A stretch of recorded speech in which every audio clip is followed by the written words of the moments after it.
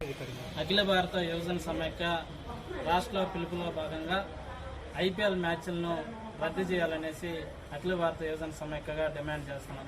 అయితే ఐపీఎల్ మ్యాచ్ని ఎందుకు రద్దు చేయాలంటున్నాం అంటే ఇటీవల కర్ణాటకలో జరిగినటువంటి ఐపీఎల్ మ్యాచ్లో 11 మంది మృత్యువాతపడినారు.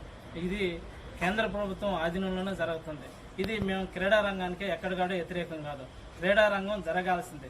అయితే ఐపీఎల్ మ్యాచ్లను రద్దు చేయాలి. ఐపీఎల్ మ్యాచ్ల వల్ల దేశవ్యాప్తంగా అనేక మంది విద్యార్థులు, యువతలు బెట్టింగ్ యాప్లతో పాల్పడి ఈరోజు వేలాది మంది విద్యార్థులు ఆత్మహత్యలు చేసుకుంటున్నారు, అప్పులు పాలు అవుతున్నారు.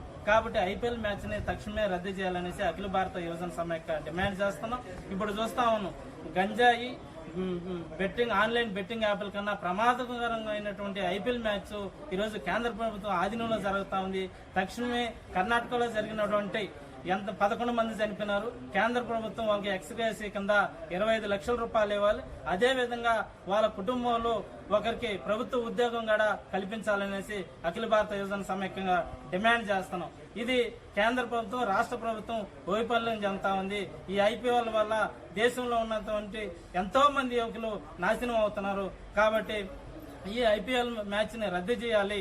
లేకపోతే ఎక్కడైతే ఐపీఎల్ మ్యాచ్లు జరుగుతాయో అక్కడ భౌతికంగా అఖిల భారత యువజన సమైక్య యువతలు, నిరుద్యోగులు అంతా చైతన్యం చేసి దాడులు చేస్తామనేసి కూడా ఇక్కడ డిమాండ్ చేస్తాం.